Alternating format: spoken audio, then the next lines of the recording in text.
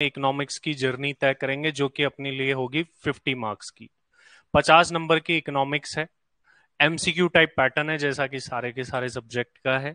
Management आपको ma'am पढ़ाएगी अलग से, तो वो आप मैम के साथ में पढ़ेंगे। आज हम जो सब्जेक्ट स्टार्ट करने जा रहे हैं उसका नाम है इकोनॉमिक्स। हाँ जी, good afternoon Kanishka, good afternoon Komal, Mani, Bharat, Lavesh and बाकी सभी लोगों को भी गुड आफ्टरनून। अच्छा, आप लोगों में से कितने लोग पहले इकोनॉमिक्स पढ़ चुके हैं? काफी सारे लोगों ने पढ़ी होगी इकोनॉमिक्स, ठीक है। 50% आई थिंक आप लोगों ने पढ़ रखी है और 50% ने नहीं पढ़ रखी। Good afternoon Kritika, good afternoon मानवी।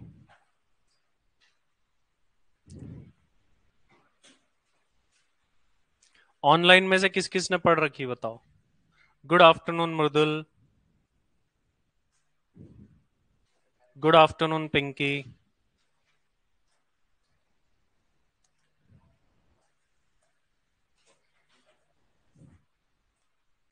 Good afternoon Mishika. ठीक है, पीयूष, लवेश, मानवी, कोमल, उदित, ओके, चलिए।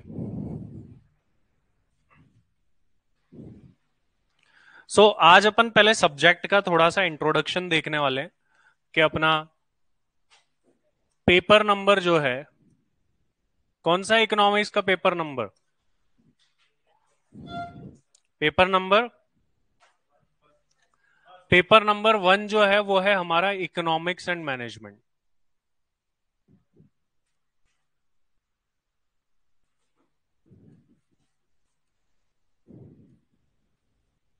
इस सब्जेक्ट के अंदर एक्चुअल में 2 सब्जेक्ट है। देखिए, ये सब्जेक्ट पहली बात तो डाला क्यों गया है आपके सिलेबस में वो बताता हूं। सीएमए का मतलब अगर अपन देखें तो सीएमए का मतलब क्या है? Cost and management accountant. तो आप यहां पर देखोगे तो एक तो कॉस्ट वर्ड है, इसके लिए आपके फाउंडेशन में भी कॉस्टिंग है, इंटर में भी कॉस्टिंग है, फाइनल में भी कॉस्टिंग। ठीक है, एक अकाउंटेंट वर्ड है, अकाउंटिंग होता है उसका मतलब। अकाउंटिंग से रिलेटेड सब्जेक्ट में आपकी अकाउंट्स आ जाती है, टैक्सेशन भी इसी में आ जाते हैं, वो सारे अकाउंटिंग में आते हैं। एक वर्ड होता है मैनेजमेंट। मैनेजमेंट फील्ड के जो भी सब्जेक्ट है वो आपके सीएमए के अंदर तीनों लेवल पर डाले गए। अगर आप बात करें मैनेजमेंट लेवल के सब्जेक्ट कौन से, ये जो मैनेजमेंट वर्ड जुड़ा हुआ है अपने प्रोफेशन के नाम में, इसी वजह से जो है बाकी सब्जेक्ट यहां पर देखने को मिलते हैं। हम क्या करेंगे, फाउंडेशन के ऊपर तो पढ़ेंगे इकोनॉमिक्स एंड मैनेजमेंट इस फील्ड के लिए। इंटरमीडिएट लेवल पर जब अपन जाएंगे वहां पर आप पेपर नंबर 9 ओएमएसएम पढ़ोगे, जो कि अब थोड़ा सा चेंज हो गया, न्यू सिलेबस में आ गया। और फाइनल फाइनल में पेपर नंबर 20 है जिसका नाम है एसपीएम बीवी। तो तीनों लेवल पर ये प्रैक्टिकल सब्जेक्ट्स डले हुए हैं। यहां पर जो सब्जेक्ट है वो है इकोनॉमिक्स एंड मैनेजमेंट वाला सब्जेक्ट। इस इकोनॉमिक्स मैनेजमेंट सब्जेक्ट का जो टोटल वेटेज है वो है 100 मार्क्स का।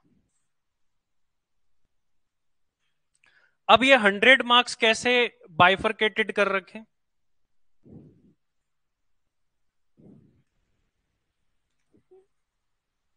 अगर हम इसके अंदर देखें तो एक पार्ट है हमारा इकोनॉमिक्स का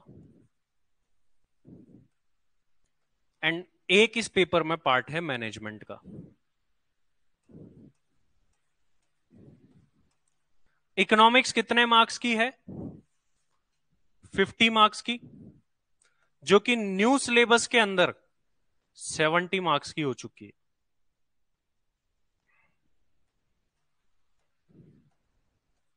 न्यू सिलेबस के अंदर सपोज करो अभी तक किसी का रजिस्ट्रेशन नहीं हो रखा, वो अब रजिस्ट्रेशन कराएगा सीएमए में, तो उसके लिए 70 मार्क्स की इकोनॉमिक्स है।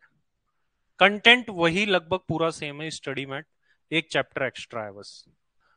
और यहां पर जो 50 मार्क्स की थी वो 70, और फिर ऑब्वियसली फिर मैनेजमेंट इधर से क्या हो गई है, कम। अभी आपके लिए तो 2016 सिलेबस में तो 50 मार्क्स की है, लेकिन न्यू सिलेबस में मैनेजमेंट के मार्क्स कम कर दिए गए, इकोनॉमिक्स के बढ़ा दिए गए, 30 मार्क्स की हो गई है।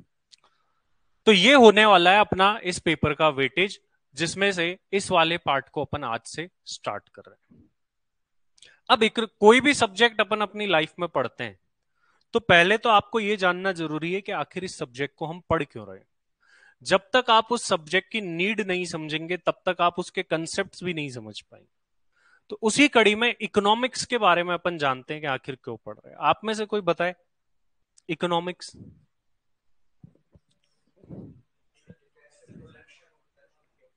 प्रोडक्शन होता है कैसे, इसके लिए इकोनॉमिक्स की जरूरत नहीं है।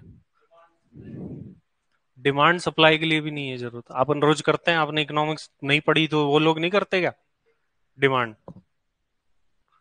पैसा कमाने के लिए भी नहीं बोल सकते भाई। मतलब ऐसी कौन सी चीज है भाई जो इकोनॉमिक्स पढ़ के हमको मिल जाएगी। सेटिस्फेक्शन, सेटिस्फेक्शन बहुत चीजों से मिलता है। मान लो मेरे को गर्मी लग रही है, ये एसी चला दिया, सेटिस्फेक्शन मिल गया। अब इसके लिए थोड़ी ना इकोनॉमिक्स पढ़ने की जरूरत है, बताओ। तो ऐसी कौन सी चीज है, कौन से कारण है, रीजन है भाई। आप लोग इकोनॉमिक्स में अच्छे अच्छे 90-95 नंबर आए होंगे सीबीएसई में, और यही नहीं पता पढ़ते क्यों है। जिंदगी में कई चीजें तो हम इसलिए कर रहे हैं, बस करनी है, ये नहीं पता क्यों कर रहे हैं। बोले सब ऐसा करते हैं, सब ऐसा पढ़ते हैं, इसलिए हम कर रहे हैं। इकोनॉमिक्स को पढ़ना क्यों जरूरी है, ये बहुत जरूरी चीज है। देखो ये इकोनॉमिक्स में एक स्टैटिक्स है ना, वो भी इंक्लूड होती है। अब बाद में जाकर के पढ़ोगे ना तो आपको पता चलेगा बीकॉम एमकॉम के अंदर इकोनॉमिक्स के साथ स्टैट्स भी आती है। एमकॉम के अंदर जाकर डेटा इंटरप्रिटेशन वगैरह भी आता है, वो अलग चीजें हो गई। लेकिन अभी फिलहाल यहां पर हम किस लिए पढ़े भाई इकोनॉमिक्स, अभी देखिए किस लिए पढ़ते हैं। देखिए इकोनॉमिक्स जो वर्ड बना हुआ है, पहले इस वर्ड का मतलब तो देखे क्या है। इकोनॉमिक्स को हिंदी में हम क्या बोलते हैं, अर्थशास्त्र।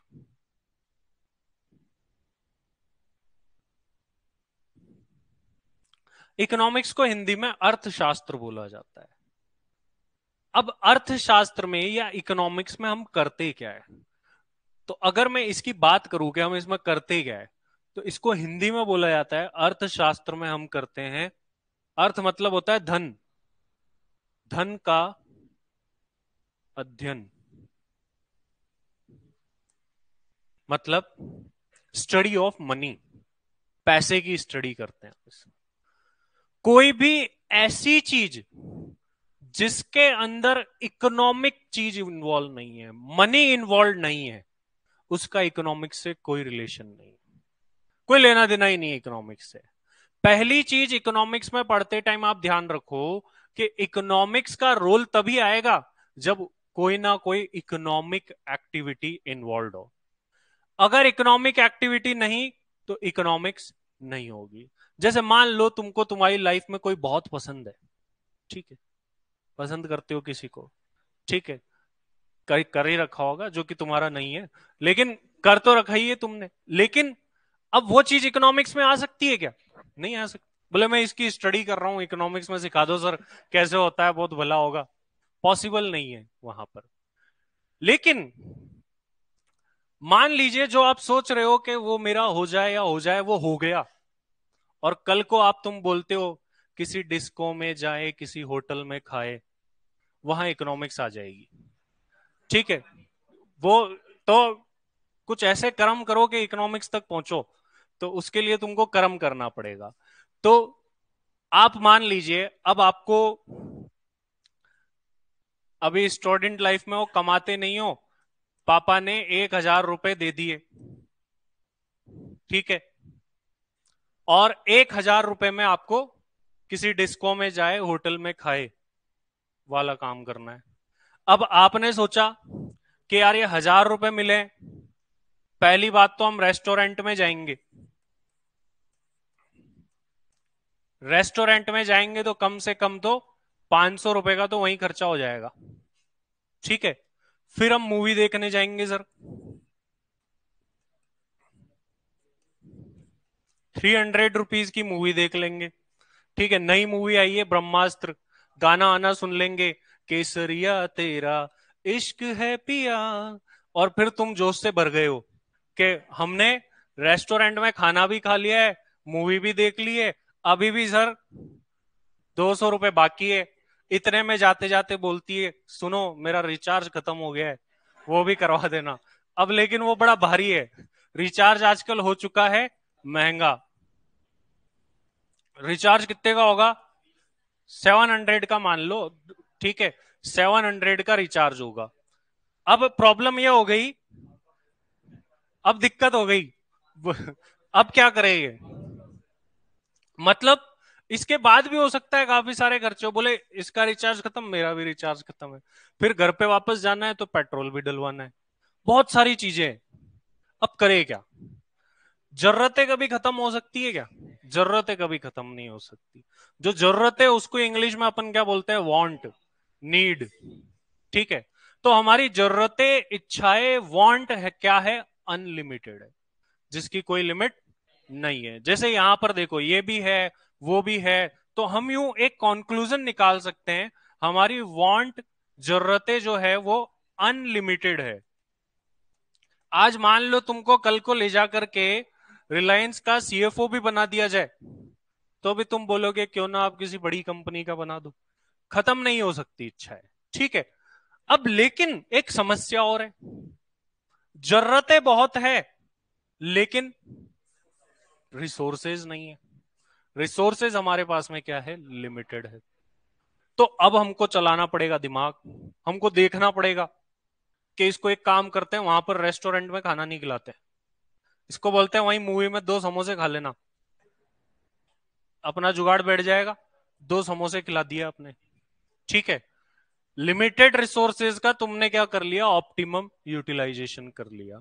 तो जहां पर लिमिटेड रिसोर्सेज का बेस्ट पॉसिबल ऑप्टिमम यूटिलाइजेशन करना हो, वहां पर आता है इकोनॉमिक्स। वहां पर इकोनॉमिक्स की मेन जरूरत पड़ती है, नीड पड़ती है। अभी बहुत सारी चीजें हैं इसमें, और मेनली आप इसको किस पॉइंट ऑफ व्यू से पढ़ोगे? क्या आप एक कंज्यूमर पॉइंट ऑफ व्यू से पढ़ोगे या एक सेलर के पॉइंट ऑफ व्यू से पढ़ोगे? किसके पॉइंट ऑफ व्यू से पढ़ोगे? सेलर मतलब प्रोड्यूसर, आप सेलर प्रोड्यूसर के पॉइंट ऑफ व्यू से पढ़ोगे। अब सेलर और प्रोड्यूसर के पॉइंट ऑफ व्यू से क्यों पढ़ोगे? होता क्या है, देखो प्रैक्टिकल चीज बताता हूं। आज आप एक बात देखो, नेस्ले मैगी बनाती है, ठीक है, अभी जनरली शॉप पर जाओगे तो आपको मैगी मिल जाएगी। ठीक है, कैसे मिल गई भाई? मैगी मान लो अब कल को नेस्ले बनाए सिर्फ 1 लाख पैकेट मैगी के, तो क्या आ जाएगी? शॉर्टेज आ जाएगी, बोले मैगी नहीं मिल रही। अब नेस्ले को तो प्रॉफिट कमाना है ज्यादा से ज्यादा, अब सबको मैगी बेचेगी तभी तो प्रॉफिट कमाएगी, लेकिन नेस्ले ने तो 1 लाख ही बनाया। नेस्ले के पास में ऐसी क्या इंफॉर्मेशन दे दे अपन जिससे वो सही क्वांटिटी में वो मैगी की पैकेट बना ले? डेटा। डेटा मतलब क्या? डिमांड। कि आखिर कितने लोग मैगी खाना पसंद करते हैं, कितनी मैगी की डिमांड है, हमको ये बता दो, तो हम उस टाइप से प्रोडक्शन कर लेंगे और हमारा प्रॉफिट ज्यादा से ज्यादा हो जाएगा। अब सर ये कैसे निकाले कि मैगी की कितनी डिमांड है? वो आप यहां नहीं निकाल सकते, अभी फाउंडेशन लेवल पे नहीं सीखोगे। इंटर लेवल पर जब तुम ऑपरेशन मैनेजमेंट सब्जेक्ट पढ़ोगे ना, वहां पर एक चैप्टर है डिमांड फोरकास्टिंग, जिसमें अपन डेटा का यूज करते हुए क्या निकाल लेंगे? डिमांड निकाल लेंगे। तो इसके मैनेजमेंट लेवल जैसे मैंने बोला तीनों पर है, तो इंटर में मैनेजमेंट का सब्जेक्ट कौन सा है? Operation management. वहां पर अपन प्रैक्टिकली सीखेंगे निकाल कैसे सकते हैं, यहां पर थियोटिकल बातें करेंगे कि भाई ऐसा हो सकता है, ये हो सकता है, वो हो सकता है, यही बातें कर सकते हैं यहां पर। तो अगर हम बात करें कि इकोनॉमिक्स की नीड कहां पर है, क्या चीज के लिए नीड है, तो लिमिटेड रिसोर्सेज का ऑप्टिमम यूटिलाइजेशन। आप लोगों को एक नोट्स भी मिले होंगे, वो है, लेकिन उससे सेपरेटली अपन को लिखना भी पड़ेगा।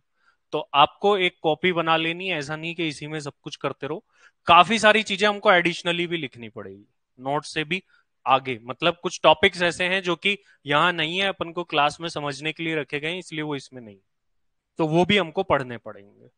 तो चलिए सबसे पहली बात आप थोड़ा बहुत लिखते हैं, फिर अपन आगे बढ़ते हैं और भी चीजों के बारे में। अभी तो आप मान लीजिए आपके पास कॉपी नहीं है तो किसी और के पीछे लिख लो अदर सब्जेक्ट, फिर आप रेगुलरली जो है नेक्स्ट क्लास से लो। बिल्कुल मनी, आपने सही जवाब दिया था। अनलिमिटेड नीड्स एंड वांट्स है और सोर्सेज लिमिटेड है, उन्हें मैनेज करके अर्न करना। Very good money. कृतिका, आपका भी आंसर सही था।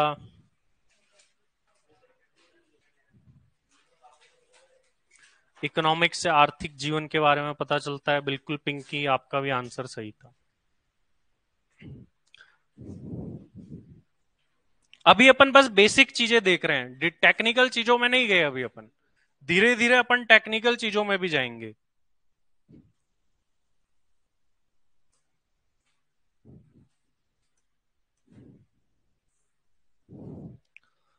अब एक क्वेश्चन लिखिए सबसे पहले, why we study economics. Why we study economics.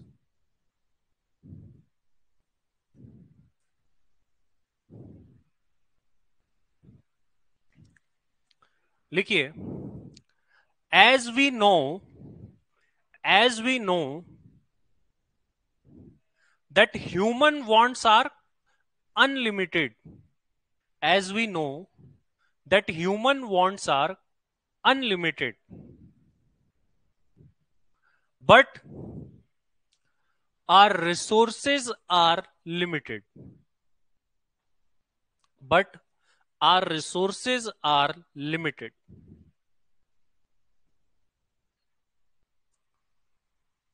To learn how to do optimum utilization, to learn how to do optimum utilization of scarce or limited resources, optimum utilisation of scarce मतलब limited, scarce और limited resources. To learn optimum utilisation of scarce और limited resources we study economics, we study economics.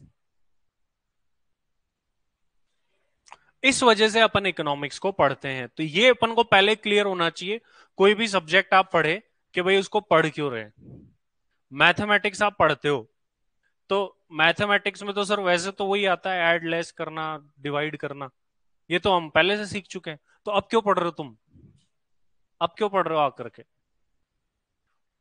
Log वॉग क्यों पढ़ते हो तुम, उससे क्या होगा?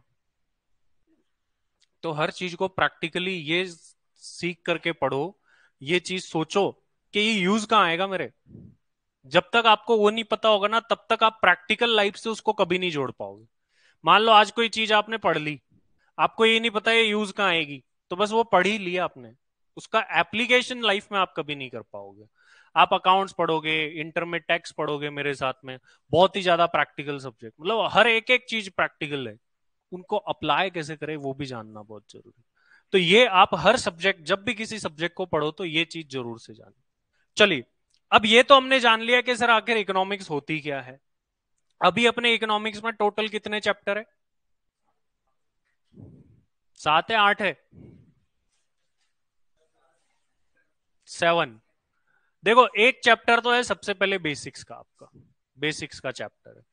सेकंड चैप्टर जो कि सबसे इंपॉर्टेंट चैप्टर है, ठीक है, डिमांड एंड सप्लाई आपका है। थर्ड चैप्टर जो है आपका वो है प्रोडक्शन का, ठीक है, प्रोडक्शन फंक्शन कॉस्ट वगैरह आती है उसके अंदर।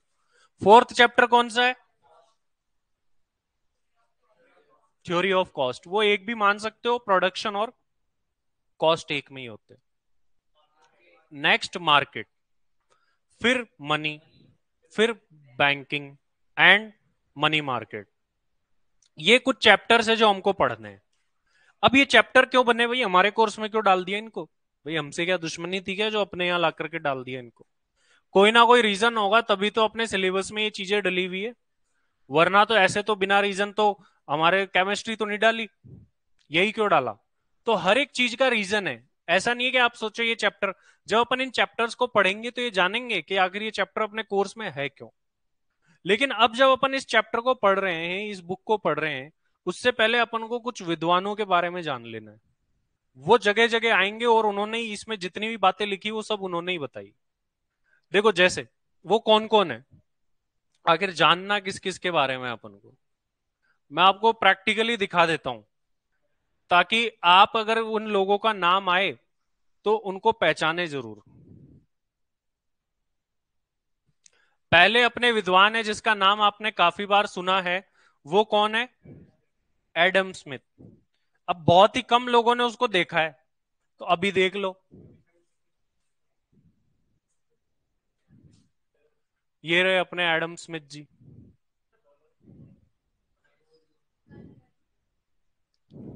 आजकल जैसे लड़कियां बाल बनाती है, वैसे आजकल तो लड़कियां ही नहीं बनाती, क्रीम रोल जैसे बाल रखते थे ये।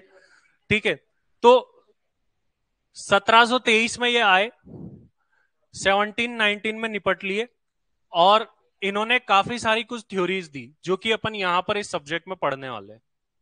ये जो अपन इकोनॉमिक्स पढ़ रहे हैं ये इन्हीं की बेटी है। ठीक है, तो इकोनॉमिक्स के पापा कौन है? Adam Smith. तो ये अपन को ध्यान रखना है ये कि इकोनॉमिक्स के पापा है। अगर आपको पूछ ले कभी भी who is the father of economics, तो वो एडम स्मिथ है। ये जरूर से ध्यान रखना है भाई। अब क्या हुआ कि इकोनॉमिक जमाने के साथ में चीजें भी बदलती है, तो एक और व्यक्ति का नाम अपन देख लेते हैं।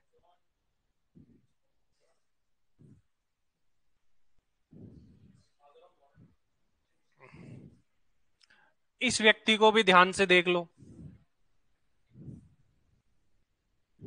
ठीक है, ध्यान से देखिए इस चेहरे को। वो देखो वो कैसा दिख रहा था, पुराना सा थोड़ा, ये थोड़ा मॉडर्न दिख रहा है ना। तो ये मॉडर्न वाली इकोनॉमिक्स के फादर है। वो पुरानी इकोनॉमिक्स के फादर है, ये मॉडर्न इकोनॉमिक्स के फादर है। तो आप तुमसे कभी कोई पूछ ले मॉडर्न इकोनॉमिक्स के फादर कौन है, जेएम कीन्स। और नॉर्मल ऐसे सिर्फ इकोनॉमिक्स के पूछे तो एडम स्मिथ है। ठीक है, और एक व्यक्ति और है जिसके कोई बच्चे तो नहीं है, लेकिन थ्योरी खूब दी है उसने, वो अपन आगे पढ़ेंगे।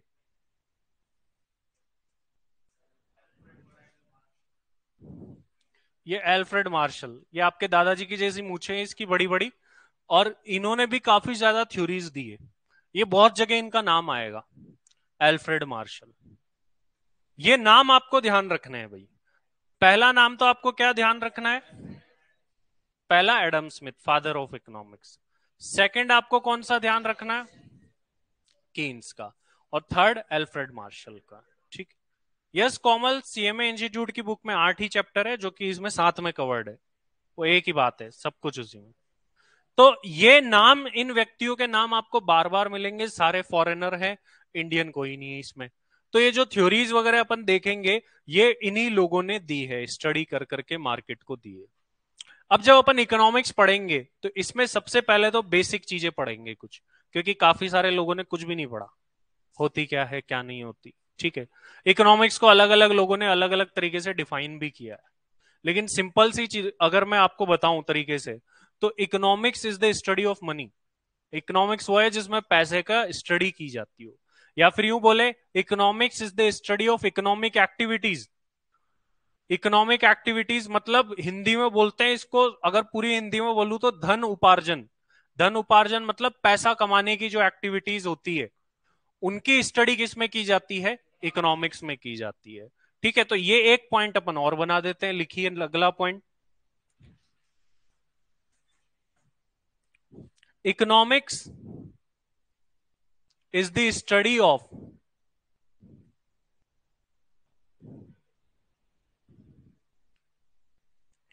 Economics is the study of economic activities. Is the study of economic activities.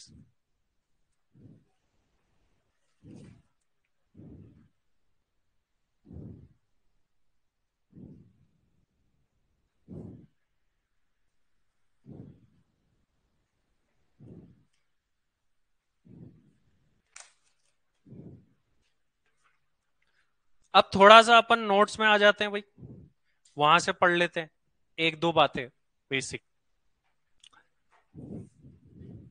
आप यहां पर देखोगे, अभी बोर्ड पे नहीं खुल रहा, नेक्स्ट क्लास से बोर्ड पे खुलेंगे। जो आपके पास में नोट्स है उसमें पहला ही पेज है भाई, ठीक है, जो ऑनलाइन है वो। इकोनॉमिक्स को अगर अपन देखेंगे तो एक अजीब अजीब से वर्ड दिख रहे हैं आपको पहली लाइन में ही, ठीक है। क्या बोला था? वर्ड इकोनॉमिक कहां से आया? ग्रीक वर्ड से आया। कौन सा ग्रीक वर्ड है? ओइकोस। इसका मतलब क्या होता है? House hold. एंड एक और क्या लिखा है? निमिन, मीन्स मैनेजमेंट। तो एक का मतलब तो क्या हुआ? House hold. एक का मतलब हुआ मैनेजमेंट। मतलब इकोनॉमिक्स क्या है अपने आप में?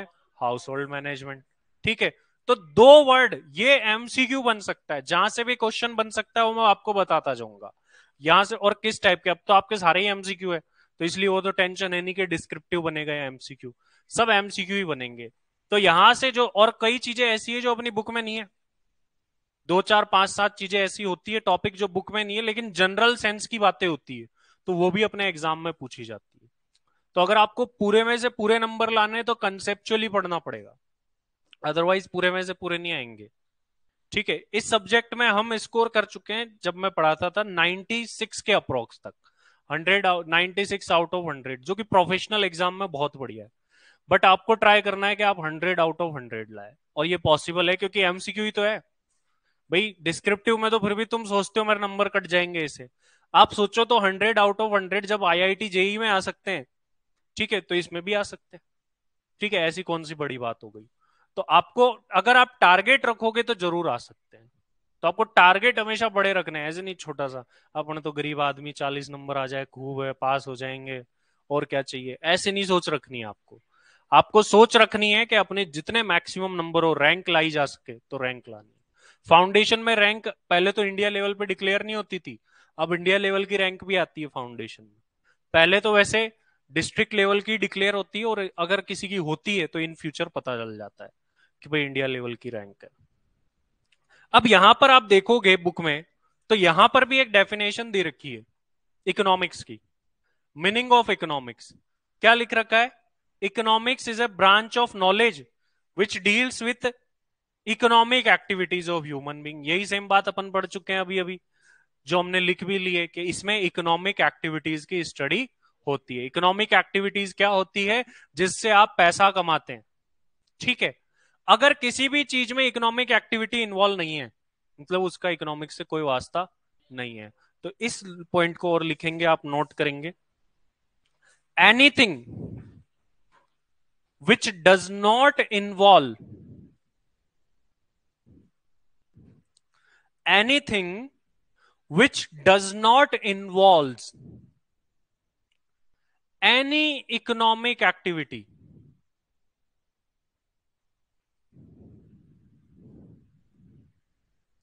anything which does not involve any economic activity cannot be studied in economics, cannot be studied in economics।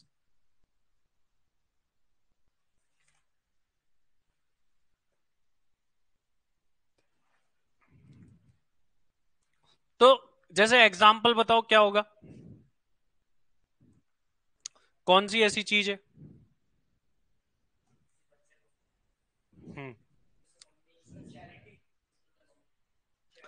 जैसे मान लो आपकी मम्मी ने आपके लिए खाना बनाया, पैसे थोड़ी लेगी, बोले बिल, मम्मी बिल ले आओ कितना हुआ, ऐसे थोड़ी करते हो, खा लेते हो चुपचाप से। उसमें कोई इकोनॉमिक एक्टिविटी नहीं है। ठीक है। माँ अब सेटिस्फेक्शन वर्ड यहां पर आया है कि भाई ह्यूमन वांट्स की स्टडी करते हैं। सेटिस्फेक्शन कई चीजों से मिलता है, बट जहां इकोनॉमिक है, मतलब जहां पैसा देना पड़ रहा है, वही इकोनॉमिक्स के दायरे में। ठीक है। आपको गर्मी लग रही थी, ठंडा पानी मिल गया, उससे भी सेटिस्फेक्शन मिला, लेकिन वो घर पे मिला, उसमें क्या इकोनॉमिक एक्टिविटी? कुछ भी नहीं। तो वो इकोनॉमिक्स में स्टडी नहीं हो सकता, पॉसिबल नहीं। अब जब अपन ये इकोनॉमिक्स पढ़ेंगे, तो इकोनॉमिक्स के पापा कौन है? Adam Smith. और नई मॉडर्न वाली के कौन है? JM Keynes. अब ये इकोनॉमिक्स की क्या करी, इनके पापा ने मिलकर शादी करवा दी, ठीक है, किसी के साथ। तो इकोनॉमिक्स की जब शादी हो गई तो उसके दो बच्चे हुए, एक छोटा बच्चा, एक बड़ा बच्चा। तो जो छोटा बच्चा था उसका नाम उन्होंने रखा माइक्रो, और बड़े बच्चे का नाम रखा मैक्रो। तो इकोनॉमिक्स जो अपन पढ़ेंगे वो दो पार्ट में बटी हुई है। ठीक है। Economics is divided under two parts. एक को हम बोलते हैं माइक्रो, एक को हम बोलते हैं मैक्रो। जैसे इनके नाम है वैसे ही इनके काम है। कैसे? माइक्रो इकोनॉमिक्स जो है वो अपन छोटे लेवल पर पढ़ेंगे, माइक्रो मतलब छोटा। मैक्रो इकोनॉमिक्स अपन पढ़ेंगे ब्रॉड लेवल पर जाकर के पढ़ने वाले। तो माइक्रो और मैक्रो इकोनॉमिक्स में से पहले अपन पढ़ेंगे माइक्रो इकोनॉमिक्स, देन अपन पढ़ने वाले हैं मैक्रो इकोनॉमिक्स। देखो मैक्रो इकोनॉमिक्स के अंदर कुछ अच्छे चैप्टर भी होते हैं जो कि अपने यहाँ है ही नहीं। नेशनल इनकम जैसे होता था, टेक्निकल भी होता था, समझने वाला भी होता था, बट अपने यहाँ है ही नहीं। तो फाउंडेशन में नेशनल इनकम नहीं है। उधर सीबीएसई या आरबीएसई में तो आता है पूरा, वो लिखो मेथड कैसे क्या कैलकुलेट होती है, वो इधर नहीं आता। इधर एमसीक्यू बेस्ड है, इसलिए वो चीज नहीं है। माइक्रो इकोनॉमिक्स में से क्या आएगा? माइक्रो इकोनॉमिक्स में काफी सारे ऐसे टॉपिक है जो आपके 11th 12th में नहीं थे। यहां पर काफी सारे ऐसे टॉपिक्स मिलने वाले हैं जो 11th 12th में नहीं थे, या फिर काफी सारी चीजें आपको अब आके पता चलेगी कि वहां पर तो हमने क्या ही समझी थी और क्या ही पढ़ी थी। मतलब आप कई चीजें स्कूल लेवल पर इस तरीके से, मतलब होता है ना डायरेक्शन में ले जाके समझाना, कई बार वो डायरेक्शन ही गलत होती है। मतलब जिस तरीके से हमको आ जाता है ये पॉइंट में ऐसा ऐसा करना है, बट एक्चुअल प्रैक्टिकल एप्लीकेबिलिटी में हमारा कंफ्यूजन होता है। आपको बोल दिया कि भाई जैसे आगे जाकर के आएगी, अभी तो मैं नहीं बताऊंगा वरना आप कंफ्यूजन हो जाओगे। काफी सारी चीजें डिमांड सप्लाई में, अपन जिसको प्रैक्टिकली क्लास में देखेंगे कि क्या ऐसा होता भी है क्या, हमने पढ़ लिया ऐसा हो तो ऐसा करना है, करना क्यों है, होता कहाँ है, प्रैक्टिकली दिखाओ, तब जाकर के उस चीज का मतलब निकले। तो अभी अपन छोटी सी बात पढ़ लेते हैं, और आपको अभी थोड़ा बहुत नोट ही करना है। जब मैं बोलूं तब आपको नोट करना बंद कर देना है, ठीक है? क्योंकि काफी सारी चीजें हैं जो इधर नहीं है, वो अपन इधर देखेंगे। हम बोल सकते हैं ब्रांचेस ऑफ इकोनॉमिक्स कितनी है? दो। मतलब इकोनॉमिक्स में भी दो सब्जेक्ट हो गए अपने। एक माइक्रो के छोटा, इकोनॉमिक्स का छोटा बेटा है माइक्रो, और बड़ा बेटा है मैक्रो। तो छोटे बेटे और बड़े बेटे दोनों को पढ़ना है अपन को यहां पर। हमारे एग्जाम पॉइंट ऑफ व्यू से छोटा बेटा ज्यादा आता है। अप्रोक्स 30 मार्क्स तक जो है माइक्रो आती है, और 20 मार्क्स तक जो है मैक्रो आती है। आप देखोगे तो चैप्टर भी ज्यादा है। स्टडी मैट में अगर देखोगे आईसीएमआई के, तो 5 चैप्टर माइक्रो के दे रखे हैं, 3 चैप्टर आपको मैक्रो के दे रखे हैं। तो ये 30 मार्क्स, इवन 35 मार्क्स तक भी जा सकती है माइक्रो इकोनॉमिक्स, और वहीं मैक्रो इकोनॉमिक्स जो है कम है। अब इसकी स्टडी अपन आज नहीं कर रहे, वो कल से करेंगे। आज के लिए हम इतना ही पढ़ेंगे, आज हम ज्यादा नहीं पढ़ेंगे। तो आज के लिए इतना ही। Thank you very much. आज जो भी बातें पढ़ी सारी क्लियर है आपको? ठीक है, जो पहली बार पढ़ रहे हैं वो बताओ भाई, पहली बार वाले कौन है? हाँ, आपको बातें क्लियर है सारी, क्यों पढ़ रहे हैं, क्या कर रहे हैं? ठीक है, चलिए। चलिए आज के लिए इतना ही, मिलते हैं नेक्स्ट क्लास में। हाँ जी, ऑनलाइन वाले फटाफट से बताएं।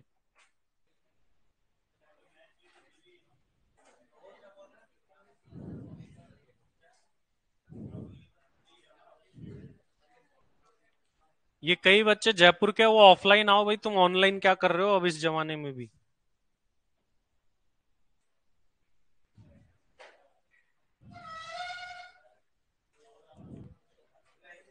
खुशी, मानवी, आप लोग ऑफलाइन क्यों नहीं आते हो? कनिष्का,